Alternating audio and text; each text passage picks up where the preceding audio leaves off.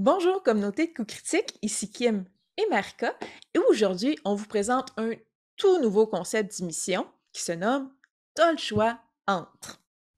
Le principe de base, c'est que, comme vous voyez, hein, on est fan de jeux de rôle et on en a vraiment beaucoup, et c'est pour vous suggérer des idées de jeux différents selon ce que vous voulez mettre en place. Le jeu le plus approprié selon l'idée que vous avez, ce que vous voulez générer. Donc aujourd'hui, en grande préparation de la campagne, la mini-campagne de Marika de Kids on Broom, nous allons présenter les différents jeux dans lesquels vous avez le choix, euh, entre lesquels vous avez le choix, oui, pour jouer une école de magie. Donc c'est le concept, on vous présente 4 jeux, c'est le plus approprié pour quel type de public, pour quel type de maître de jeu, pour quel type d'ambiance, et voilà, selon ce que vous voulez mettre en place. Donc, on va commencer tout de go avec Marika qui va nous présenter justement Kids on Brooms. Oui, donc vous allez d'ailleurs avoir la chance de le voir être mis en scène tout bientôt, tout bientôt. Patience, ça arrive, ça arrive. Donc, à quoi ça ressemble le jeu Kids on Brooms? Eh bien, c'est un classique jeu où on va mettre en scène des personnages qui vont finalement être des étudiants, des élèves dans une école de magie, tout simplement. Il n'y a pas vraiment de setting d'établi en ce qui a trait à quoi ressemble l'école ou quels vont être, par exemple, les professeurs et tout ça. C'est vraiment, il y a une grande, grande liberté en ce qui concerne l'époque et l'ambiance que vous voulez donner finalement à votre narration, à votre histoire. Par contre, si on regarde un petit peu plus les dessins, moi, je trouvais que c'était très moderne. Ce qui va peut-être être un peu différent là, des autres jeux desquels on va parler. Donc, j'avais l'impression que ça nous proposait quelque chose d'un peu plus d'actualité que ce à quoi on pourrait penser d'emblée. Donc, comme je disais, il y a aucune proposition venant du jeu au niveau de l'époque ou de l'ambiance. C'est libre à vous de faire ce que vous voulez finalement avec ça. Les personnages que vous allez incarner, ils ont décidé par contre d'être un petit peu plus spécifiques. Ils les ont séparés en fait en différences d'AD, ce qu'ils ont appelé les underclass, les upper class et les faculty. Les underclass, c'est 14 ans et moins. Les upper class, c'est 15 à 20 ans. Et le faculty, c'est 21 ans, 21 ans et plus. À quel type de joueur Kids on Blue s'adresse? Je pense que le jeu peut être joué à peu près par tous et par toutes. Les règles sont assez simples et puisque le jeu prend vie dans une école, on peut même facilement adapter le jeu pour les plus jeunes. Donc, la complexité des règles, je dirais qu'elle est moindre. Tout à l'heure, là, je vais parler un petit peu des faiblesses, puis il y a quelque chose en lien avec ça, mais sinon, mettre le jeu à sa main pour l'avoir masterisé récemment, et je ne connaissais pas le jeu beaucoup, beaucoup, là, avant que Kim me le présente, bien, j'ai trouvé ça assez simple, assez facile. Quel type de jeu est mis de l'avant, à savoir, est-ce que c'est un jeu qui est plutôt narratif ou un jeu qui est plutôt du côté combat? Je dirais que la narration est davantage mise de l'avant. La raison pour laquelle j'énonce ça, c'est que la mécanique de combat n'est pas ultra développée dans le jeu. Par exemple, les personnages n'ont même pas de point de vie dans Kids on Broom, ce qui est quand même assez particulier. Et il n'y a aucune charte pour le nombre de dégâts qu'on fait non plus avec des sortilèges. Donc, juste le fait que les créateurs du jeu n'aient pas inclus cette partie-là, pour moi, c'est un indice que le combat n'est pas censé être la chose la plus importante. De plus, on va encourager fortement les gens qui jouent, DM et joueurs, à créer collectivement l'univers, ce qui indique que la partie narrative est très importante, ce qui est aussi un des points forts du jeu. D'ailleurs, c'est là que j'en arrive. Donc, j'ai trouvé 3 forces et 3 faiblesses au jeu Kids on Brooms. Donc, premièrement, première force, l'aspect inclusif du jeu. Donc, vraiment, le jeu est au goût du jour dans le sens où, quand vous faites votre fiche de personnage, on va vous demander quel pronom identifie votre personnage. On va avoir une certaine sensibilité par rapport à l'ethnicité, par rapport à l'orientation sexuelle, par rapport aux questions de genre, par rapport aux gens qui voudraient jouer des personnages qui sont dans le spectre de l'autisme. Donc, vraiment, on voit qu'il y a une ouverture, il y a une compréhension, puis on ne veut pas qu'il y ait des bévues à ce niveau-là. D'ailleurs, je pense que c'est la deuxième page dans le livre, tout de suite après la page titre. Tout de suite, on parle des limites qu'on doit établir entre les joueurs avec le DM et vraiment dire qu'est-ce qu'on ne veut pas voir être mis en scène, qu'est-ce qui pourrait faire en sorte qu'on sentirait mal à l'aise. Donc ça, pour moi, c'est très important et c'est une grosse force du jeu, surtout qu'on le met d'emblée au début du livre. L'une des autres forces, c'est la liberté dans la gestion des sortilèges. Il n'y a aucune liste de sortilèges dans Kids on Brooms. C'est vraiment, tu as une baguette, qu'est-ce que tu veux faire? On brasse des dés puis on voit si ça fonctionne. Donc, ça, c'est super intéressant parce que tout à l'heure, je vous parlais d'un autre jeu où il y a une liste de sorts, ce qui peut, d'une certaine façon, être plus rassurant puisque c'est plus encadré, mais freiner un petit peu la liberté. La dernière force, c'est le fait qu'on puisse y jouer des professeurs. Donc, comme j'ai dit tout à l'heure, la section faculty des personnages, c'est 21 ans et plus, donc ce sont des professeurs.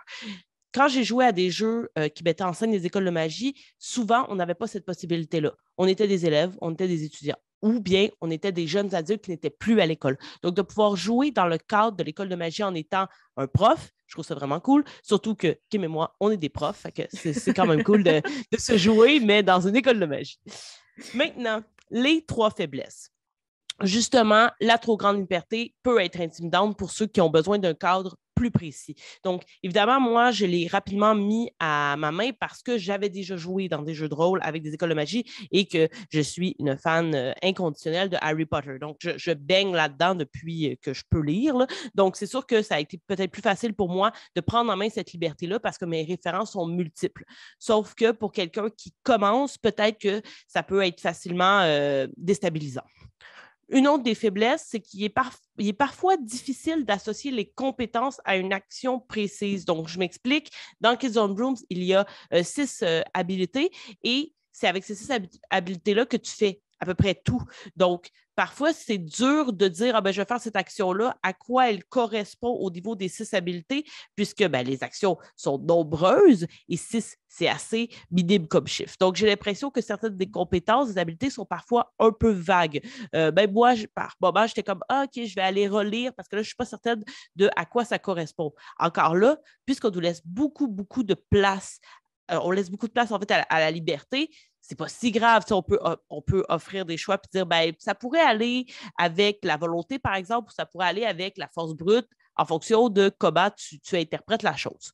Et finalement, la dernière faiblesse, ce qui vient souvent avec le jeu de rôle, avec un cahier de jeu de rôle, c'est qu'on offre au moins un scénario de départ, ce qui n'est pas du tout le cas avec Kids on Broom. Donc, encore une fois, je pense que ça correspond à cette certaine liberté-là qu'on veut laisser, mais c'est toujours le fun d'avoir une petite aventure ou au moins une prémisse pour nous dire, ben voici nous ce qu'on ferait avec. Donc, voilà. Donc, grosso modo, si vous aimez l'idée de la création de l'univers partagé, avant finalement pour ne pas tout remettre dans les mains du DM, vous allez apprécier la liberté d'interprétation des règles et des compétences et du style de jeu un peu plus narratif de Kids on Brooms. Parfait, merci Marika. Je vais embarquer avec un petit ovni vous a déjà présenté même à quelques reprises. Donc, Troïka, le dernier module officiel qui est sorti, qui se nomme Academy of the Arcane, donc l'Académie des Arcanes. Donc, Troïka, à son habitude, selon la tradition, ne présente pas un scénario écrit, ne présente pas un module en tant que tel, mais c'est une longue liste de background possibles. Donc, les personnages dans Troïka, on se rappelle, là, c'est aléatoirement, on pige un peu un background, on ne crée pas une fiche de personnage. Et donc, c'est surtout plusieurs backgrounds, des nouveaux spells aussi à intégrer à nos personnages. Et il y a un chapitre sur comment créer une école de magie. Encore là, avec beaucoup de tables aléatoires qui vont de la création du nom de l'école à les éléments présents dans l'école.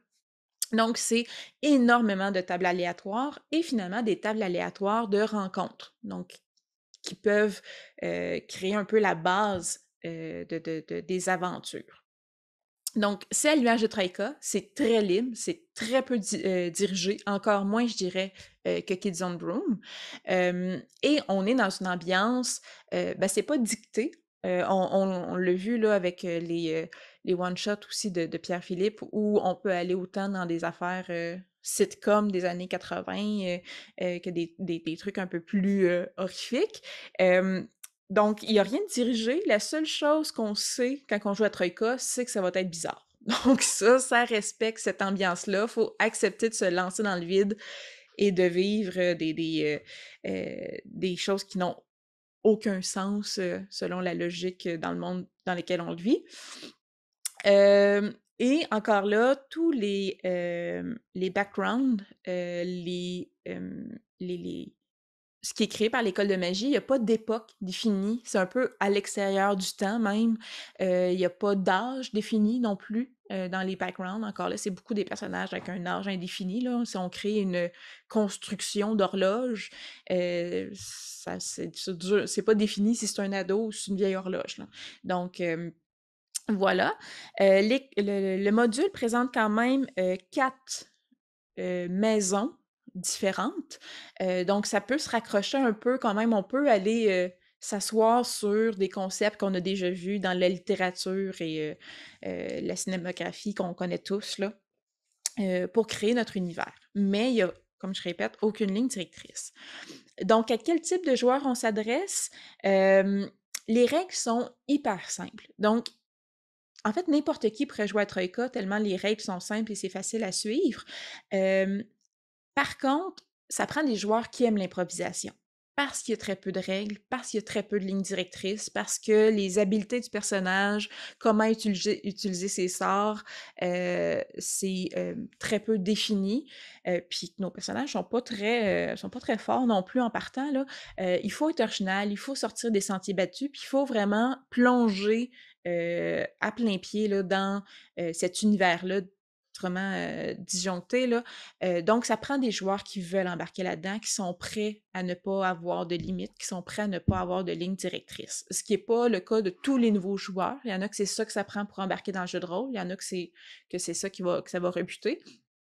Donc, pas tant le niveau débutant ou expérimenté que être à l'aise avec l'improvisation. C'est autant joueur que DM, là, c'est à ce type de personnes-là qu'on s'adresse avec cette proposition-là. Donc, on est dans un jeu aussi qui va être quand même très narratif, parce qu'on est beaucoup dans l'improvisation, mais le combat est quand même expliqué et dirigé dans Troïka. Le système de combat un peu spécial qu'on a déjà parlé là, dans des critiques où l'ordre dans lequel on va est totalement aléatoire. On peut jouer 2 fois, puis quelqu'un ne peut avoir aucun tour, aucun tour dans son combat. Donc, il y a des combats, il y a des sorts qui servent à se battre, qui sont définis. C'est pas comme Kids on Room où on fait n'importe quoi non plus. Là. Il y a vraiment des sorts prédéfinis. Mais ça vise surtout l'originalité. Encore là, le narratif et combat, les deux sont présents, mais c'est de regarder ce qu'on peut faire avec notre feuille et ne pas se baser là-dessus et extrapoler, puis essayer d'être original avec ça. Donc, ses forces et faiblesses, mon expression préférée, c'est on a les défauts de ses qualités, les qualités de ses défauts, là, donc c'est vraiment le cas avec Troïka. Dans les défauts, c'est que c'est pas grand public. C'est niché comme jeu, ça va s'adresser à des gens qui veulent vivre quelque chose qui, moi j'appelle ça un trip de LSD, là, donc qui est vraiment avec des personnages qui viennent de tout azimut. Là. On a vu autant une motte de mousse parlante qu'une crevette cowboy. Là. Donc, c'est pas grand public, c'est pas tout le monde qui est à l'aise dans un univers comme ça. C'est niché, c'est spécial, c'est flou. Donc, ça peut être un défaut pour plusieurs personnes, autant que ça peut être la qualité pour d'autres personnes. C'est niché, c'est flou, il n'y a pas de limite. Pour certaines personnes, ça va être ça les plus grandes qualités du jeu. Donc, grosso modo, ça s'adresse à quelqu'un qui veut plus ou moins un cadre, qui préférerait avoir simplement des tables de suggestions pour créer une école de magie ou des rencontres, et qui ne veut pas des règles claires. Donc, qui veut vivre dans un univers totalement éclaté, totalement disjoncté et pas avoir tant de lignes directrices à suivre qu'à d'avoir des suggestions pour créer son univers.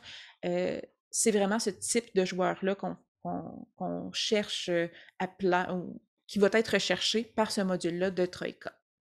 Donc voilà, mon petit topo. Donc je répète le nom au complet, là, c'est Troïka, mais c'est Academy of the Arcane. Et je te relance la balle, Marika, pour une autre suggestion. Oui. Donc, le Wizarding World RPG. Donc, peut-être que ce jeu-là ne vous dit rien parce que c'est un jeu qui n'a pas été commercialisé. En fait, ce sont 3 de mes amis, pour ne pas les nommer, donc François Tousignan, Émilie Nantel et Bobby Lacroix, qui ont finalement décidé de créer un jeu de rôle basé sur l'univers de Harry Potter. Donc, juste pour mettre un petit peu en contexte, leur objectif, c'était en fait de le commercialiser, de lancer ça à Warner Bros. Puis d'essayer de faire quelque chose avec ça. Par la suite, il y a eu le tumulte entourant tout ce que J.K. Rowling a dit sur les réseaux sociaux, entre autres, et qui était quand même assez blessant pour déjà la communauté trans. Eh bien, sensibles comme sont mes amis, ont décidé que non, on ne fera pas plus d'argent à J.K. Rowling, cette personne assez horrible. Donc, ils ont décidé, en fait, de rendre le jeu disponible sur les internets. Vous pouvez le trouver, il y a un Discord au nom Wizarding World RPG. Et en fait, ce qu'on vous demande, plutôt que de juste prendre le jeu gratuitement, c'est de, oui, télécharger le jeu et l'utiliser comme vous le voulez, à bon escient, mais d'aussi peut-être donner un petit don à un des organismes LGBTQ de plus que vous connaissez pour justement encourager plutôt la communauté plutôt que J.K. Rowling et ses propos horribles. Donc voilà, je voulais juste mettre ça en contexte. Donc, Wizarding World RPG, c'est un jeu de rôle, comme je le disais, qui est carrément basé sur l'univers d'Harry Potter. Quand même un gros document. Là. Il y a une bonne centaine de pages, donc les amis ont travaillé fort. Finalement, s'il n'y a pas non plus vraiment d'époque ou d'ambiance qui est proposée, c'est sûr qu'on passe de base à un jeu qui se sert bien dans Poudlard. Et comme les références sont très, très nombreux, on peut facilement baser l'époque et l'ambiance sur l'univers fictif qu'on connaît. Okay, donc, pour la première campagne dans laquelle j'ai été joueuse, c'était ça. On était, je pense, 10 ans peut-être après les événements d'Harry Potter, là, carrément. Donc, c'était assez facile. On retrouvait des personnages, des NPC qui ont existé dans la série. Il y avait Hagrid, il y avait Madame McGonagall et tout ça. Donc, ça peut être ça, mais ça peut laisser place à une plus grande liberté, dans le sens où rien n'oblige justement à suivre le parcours déjà connu. Par exemple, j'ai déjà mené une partie qui se passait 100 ans après les événements de Potter, donc qui impliquait de détruire toutes les écoles de magie de l'univers de Harry Potter. Donc, c'était un univers de vilains. Donc, en ce sens, on peut jouer des adolescents, oui, qui vont à Poudlard et même plus vieux, mais on peut aussi justement jouer des jeunes adultes qui vont pas à Poudlard, puis même mettre en scène les autres écoles parce qu'on sait qu'il y en a plusieurs au Brésil, en France, en Afrique et compagnie. Mais en général, pour les parties que j'ai vues, parce que j'ai vu plusieurs campagnes se mener, puisque cette petite affaire-là, ça a fait naître des petits DM un peu partout, en général, les gens jouaient des personnages entre 11 et 18 ans, qui sont à peu près l'âge des élèves de l'école de Poudlard. À quel type de joueur ça s'adresse? J'ai commencé à jouer à des jeux de rôle avec ce jeu-là. Je n'avais jamais joué à des jeux de rôle avant le Wizarding World RPG, donc je crois que tout le monde pourrait s'y mettre. Cependant, comme je le disais tout à l'heure, il y a énormément de règles. Et je conseille dans le groupe d'avoir un joueur ou un DM plus expérimenté pour ne pas trop donner le vertige aux autres, parce que ça peut être quand même assez difficile à se mettre sous la main pour un DM qui n'est pas expérimenté, puisqu'il y a beaucoup de lecture à faire et beaucoup de facteurs à prendre en considération. Et c'est ça, ça peut donner le vertige à des joueurs en voyant toutes les règles qu'ils devront appliquer. Quel type de jeu est mis de l'avant? Là, ici, on a vraiment un beau mélange du narratif et du combat. Donc, contrairement à Kids on Brooms, la mécanique du combat de Wizarding World RPG est très bien développée. Elle est super bien détaillée également. Donc, tout ce qui implique les distances pour les sortilèges, tout ce qui implique justement qu'est-ce que chaque sortilège fait, puisqu'on a réutilisé les sortilèges qui existaient déjà. On avait aussi créé une liste de sortilèges inventés, évidemment, mais on repartait avec des sortilèges qu'on connaît, Petrificus Totalus et ainsi de suite. Donc, avec les caractéristiques, avec les dommages qu'on faisait, on avait des actions défensives, des actions offensives. Donc, c'est vraiment super super bien détaillé. Donc, c'est aussi une des difficultés parce qu'il faut savoir tout ça. Et il y a une liste avec tout exactement ce que ça fait, les dégâts, qu'est-ce que l'autre doit lancer, tout ça, mais il faut quand même s'approprier ça. Donc, au niveau du combat, c'est un peu plus chargé. En fait, c'est beaucoup plus chargé que Kids on Brooms. Pour ce qui est de la narrative, ben là, dites-vous, vous êtes dans Poudlard. Fait que pas mal tout est possible au niveau de la narration, dépendamment du DM que vous avez. Mais pour les parties que j'ai jouées et que j'ai menées, ça laissait beaucoup, beaucoup de place au développement de personnages parce que ben, tu es un adolescent. Fait que définitivement, tu es en train de te développer, tu es en train de te découvrir ta personnalité et ainsi de suite. Fait que c'est sûr que ça laisse beaucoup, beaucoup de place à l'introspection, au fait que ton personnage est en train d'évoluer. Donc, voilà pour ça. Et finalement, pour ce qui est de ses forces et ses faiblesses, j'en ai encore trouvé 3.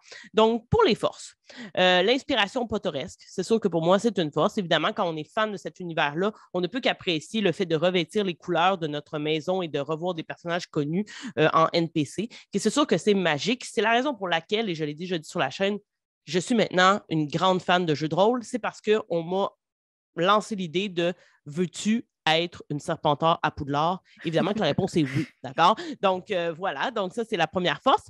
La deuxième force, c'est la liste de dons et de malus que les créateurs du jeu ont ajouté, puisque, premièrement, elle est exhaustive, cette liste-là, et elle est super inspirante. Donc, il faut, quand on fait notre fiche de personnage au Wizarding World RPG, on a un nombre de points à dépenser en fonction de l'année à laquelle on commence. Quand on est des débutants, moi, je vous conseille de commencer en première année, puisque, bon, vous allez justement évoluer en même temps que les mécaniques du jeu. Vous allez avoir accès à moins de sortilèges et ainsi de suite. Donc, vous allez avoir moins de points à dépenser, mais vous gagnez des XP à chaque game que vous jouez. En général, c'est comme ça qu'on fonctionne. Donc, avec ces XP-là, vous pouvez vous acheter des dons et des malus. Et comme je disais, ils sont très, très inspirants et ça permet de faire des personnages qui sont super diversifiés. T'sais, tout le monde ne sera pas un animagus, par exemple. Okay? Donc, vraiment, ça fait en sorte qu'on a un groupe qui se complète ou qui est à l'opposé. Mais en général, le DM est censé faire en sorte que tout le monde ne va pas justement choisir la maîtrise de l'air. Okay? Donc, il y a de tels bas que ça fait en sorte que c'est très, très rare que les joueurs vont se battre pour avoir les mêmes dons et les mêmes malus. Et finalement, la dernière force, encore une fois, une liste, la liste de sorts qui est exhaustive et qui est en fonction justement des années d'apprentissage. Donc, comme je le disais tout à l'heure, en première année, tu vas avoir, par exemple, 10 sortilèges, je dis ça comme ça, là, il y en a peut-être plus. En deuxième année, tu vas en acquérir d'autres. Donc, ça va comme ça, ainsi de suite. Et on a vraiment un descriptif de chacun des sortilèges. On les connaît déjà bien quand on connaît l'univers, mais il y a aussi la partie où il y a un astérix. Quand il y a un astérix à côté de ton sortilège, ça veut dire que ce sortilège-là n'est pas enseigné à l'école. Donc, ça veut dire que tu l'as appris ailleurs et que ce n'est pas tout le monde qui y a accès. Parce que les sortilèges qui sont enseignés à l'école, tout le monde y a accès. Donc, c'est cool parce que, bon, tu as plus de sortilèges, mais quand tu as accès aux sortilèges avec un astérix, c'est vraiment plus cool parce que là, tu peux surprendre les autres puis avoir un petit peu plus de jeu, finalement, de ton côté. Pour ce qui est des faiblesses, le nombre de compétences sur la fiche de personnage, il y en a beaucoup, beaucoup, beaucoup, beaucoup trop. Okay? Donc, on peut facilement s'y perdre. Moi, je réduirais ça. Donc, pour avoir été DM, parfois, je me dis, OK, celui-là, on l'enlève, on ne l'utilise jamais, ça ne sert à rien. Donc, pour moi, il y en a un petit peu trop. Ça peut donner le vertige. Ça peut faire en sorte que quand je demande de lancer un jet, ben là, le joueur est en train de chercher à travers sa fiche pour savoir, il est où ce maudit-là. C'est séparé entre beaucoup de catégories, entre autres le mental, le physique et le charisme. Et là, il y a aussi la partie magique. Et ça n'arrête plus. Donc, quand même, assez difficile à gérer puisqu'il y en a beaucoup. Et aussi, une autre faiblesse, ben, le jeu est en constante évolution. Comme je l'ai dit, il n'a pas été commercialisé et c'est en faisant des parties ici et là, en donnant justement les faiblesses et les forces de ce jeu-là sur la page, entre autres, de Discord. Elle est là pour ça, pour qu'on continue à rendre ce jeu-là le plus équilibré possible. Ben, c'est sûr que sous sa forme de démo, il y a des moments où moi, j'y trouve des déséquilibres, où il y a certaines faiblesses. Mais tu sais, ce n'est pas une faiblesse en soi parce que justement, le jeu est en développement, mais il y a quand même, je remarque quand même un certain déséquilibre à certains niveaux. Et finalement, la dernière faiblesse, ben, c'est sûr que si on ne connaît pas du tout l'univers potteresque, c'est moins alléchant comme proposition. On peut évidemment y entrer parce que, par exemple, on n'a pas nécessairement besoin de connaître Kids on Brooms, on lit le livre puis on embarque. C'est juste que ça ne vient pas avec de multiples références qui sont connues maintenant depuis plus de 20 ans. Donc, grosso modo, si vous voulez jouer à reproduire Poudlard ou vivre dans l'univers précis de Harry Potter, jouer principalement des ados, avoir un équilibre entre la narration et le combat, Wizarding World RPG est le jeu parfait pour vous. Merci, Marika. Et notre dernière suggestion pour vous est un peu, je vais dire champ gauche, pas du tout. On parle de Donjons Dragons, mais on ne parle pas d'une école de magie, mais une école qui utilise la magie. Petite nuance ici. Donc, le module de Donjons Dragons, Strixhaven, pardon, A Curriculum of Chaos. Donc, c'est un livre source de Donjons Dragons qui présente un campus universitaire, appelons-le comme ça. Donc, étudier à Strixhaven, pardon, consiste pas à apprendre à être un sorcier, mais à apprendre à être un historien, un artiste, un orateur, un scientifique ou toute autre profession, tout en utilisant la magie pour améliorer ses études.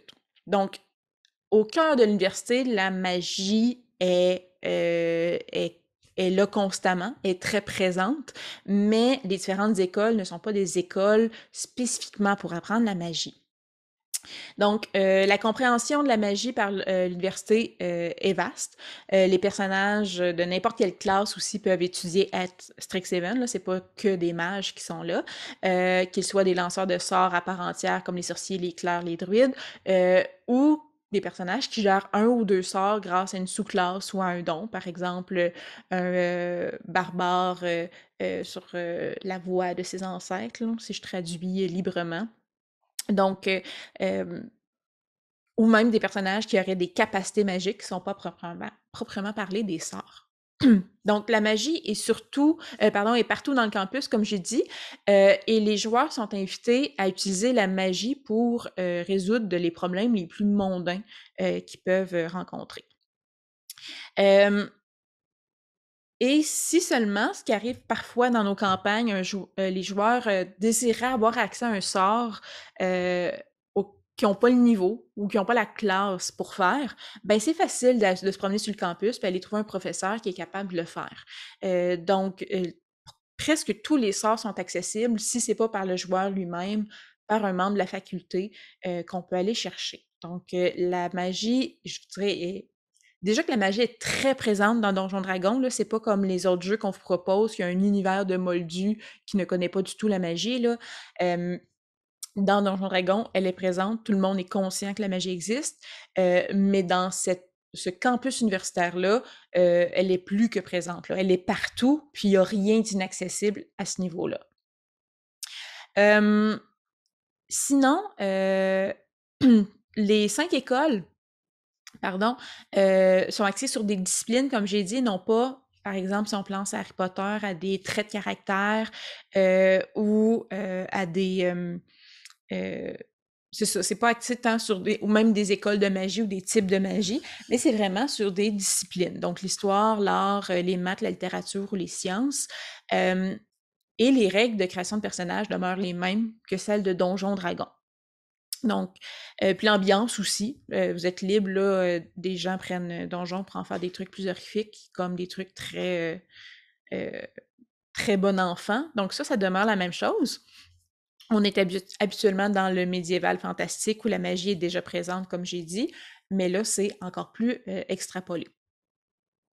Donc l'école aussi recoupe tous les mondes, les univers présentés dans Donjons Dragons. Donc, on peut avoir autant des personnages ou des personnages non-joueurs qui viennent du Feywild, du plan astral ou de Forgotten Realms. Mon Dieu, mon anglais fait dur à matin. Donc, c'est vraiment cette idée-là que c'est vraiment cosmopolite comme ambiance. Il va y avoir toutes les races, toutes les espèces disponibles dans Donjons Dragons. Il va y avoir tous les types de personnages possibles. C'est vraiment comme un plan ou un monde qui est accessible par tout le monde. Donc, il n'y a vraiment aucune restriction à ce niveau-là à la création du personnage. Et finalement, ben, le module présente les différents éléments du campus, le fonctionnement des examens, et présente aussi des 4 mini-aventures qui peuvent s'emboîter une après l'autre pour créer une plus grande campagne. Donc, à quel type de personnage, pardon, quel type de joueur on s'adresse? Ben, c'est du D&D. Puis là-dessus, l'opinion est pas tout le temps, est pas la même. Il n'y a pas consensus pour savoir D&D s'adresse à quel type de personnage tout le temps, là. Euh, Dans toutes les versions de D&D, là, toutes les éditions de D&D, la cinquième, on s'entend, c'est probablement la plus accessible pour les nouveaux joueurs. Mais l'ensemble du jeu comporte quand même beaucoup plus de règles que, par exemple, Kids on Broom ou même Troika qu'on vous a présenté. Donc, oui, c'est accessible pour les nouveaux joueurs, mais déjà, on rentre dans un univers pardon, qui est très magique, qui n'est pas l'aspect le plus facile à maîtriser ou c'est ça, à maîtriser pour Donjon Dragon. Et c'est ça. Donc, c'est plus chargé que les autres jeux qu'on vous a présentés, mais moins que les autres éditions de Donjon Dragon. Les mini-aventures proposent quand même une courbe d'apprentissage. Donc, les 4 mini-aventures, une après l'autre, permettent tranquillement pas vite de s'approprier le monde, de s'approprier nos personnages. On commence quand même avec des personnages de bas niveau qui viennent d'entrer à l'école.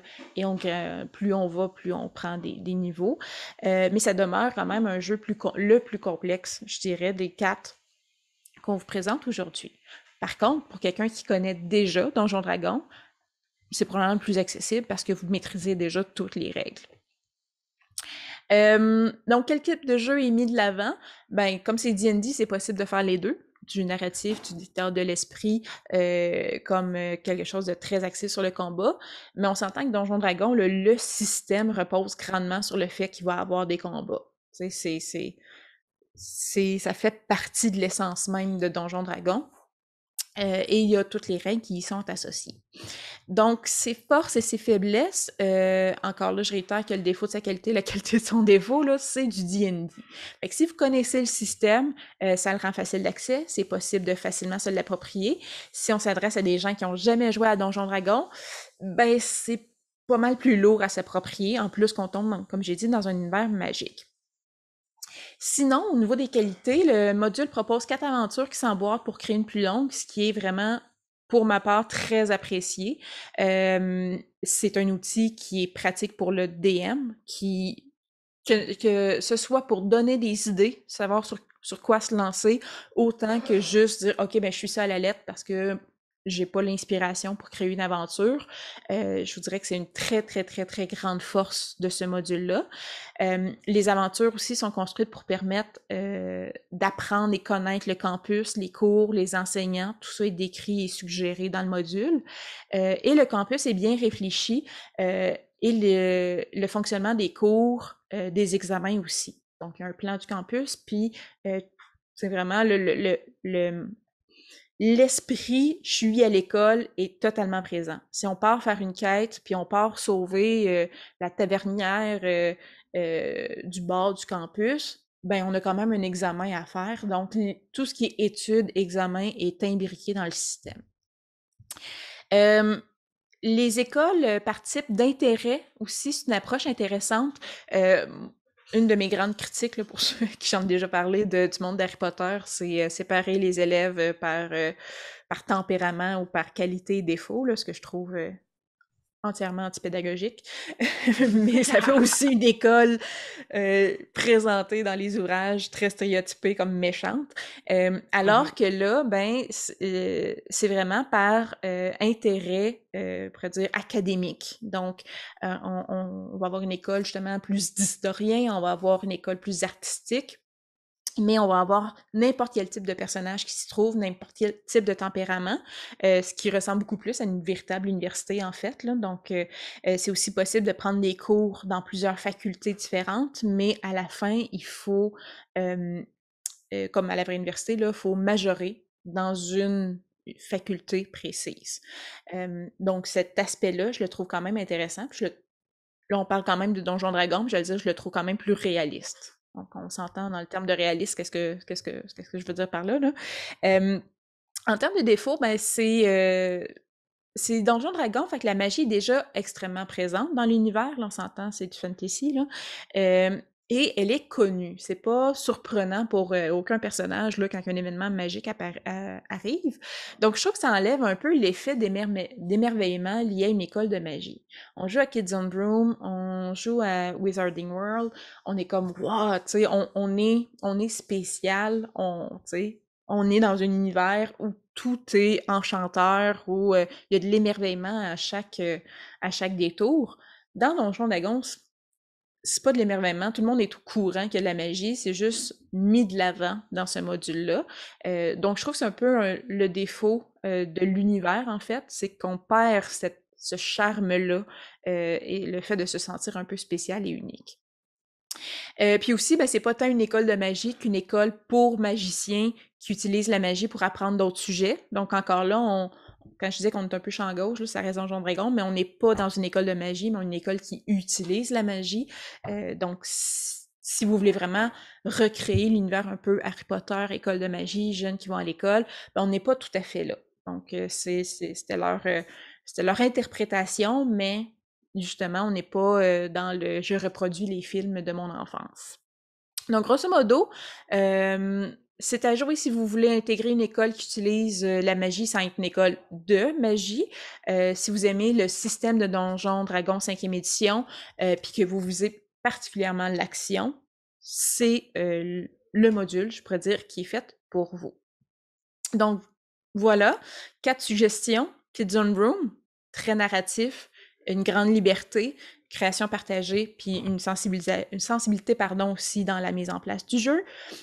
Troïka, totalement éclaté, faite pour des gens qui veulent vivre vraiment une expérience très peu de direction, très peu dirigée, surtout des suggestions dans un monde, comme je dis, qui est un trip d'acide, là, où des crevettes côtoient des mousses qui côtoient des chevaliers.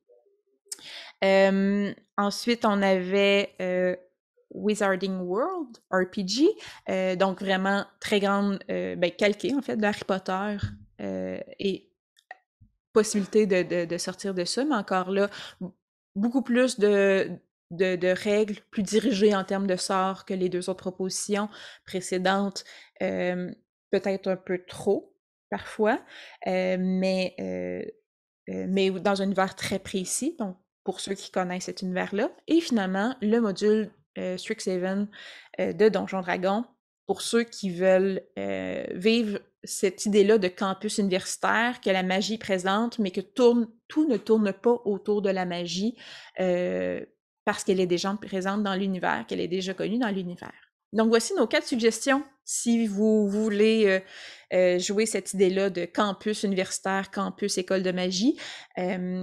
Donc voilà, le mot de la fin ou quelque chose à ajouter, Merca? Oui, bien, si vous aussi, vous connaissez d'autres jeux de rôle dans lesquels on peut jouer dans une école de magie, n'hésitez pas à nous les écrire en commentaire. Je pense que Kim et moi, on est toujours très, très ouvertes à tenter ces jeux-là qui nous intéressent beaucoup. Si vous avez joué à un des jeux qu'on a présentés aussi, dites-nous quelles sont les forces et les faiblesses que vous avez trouvées au jeu, comment vous avez vécu ces expériences. Ça va nous faire plaisir de vous lire. Donc voilà.